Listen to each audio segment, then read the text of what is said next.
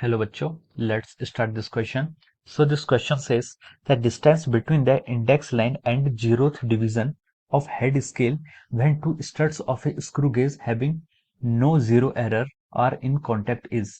तो देखिए बच्चों, इस क्वेश्चन में जो हमसे पूछा है, इस क्वेश्चन का जो आपका की कॉन्सेप्ट है, ये क्वेश्चन आपका क्या है, स्क्रू गेज पर बेस्ड है। ये क्वेश्चन क्या आपका स्क्रू गेज से रिलेटेड है।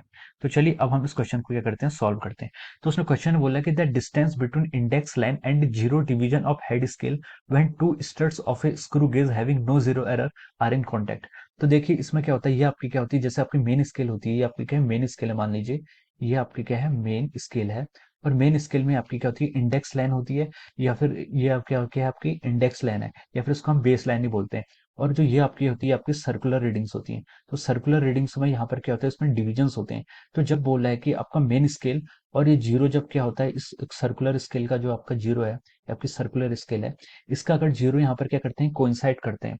तो अगर ये दोनों आपस में कोइंसाइड कर रहे हैं, तो इनके बीच में क्या होता है, कोई भी क्या होना चाहिए, जो इनके बीच का ये दोनों क्या होना चाहिए, कोइंसाइड होंगे। तो हम बोल सकते हैं कि इनके बीच का क्या है, नो जीरो एरर है। अगर ये दोनों कोइंसाइड करते हैं तो इनके बीच में क्या आता है, जीरो एरर बिल्कुल नहीं आता है।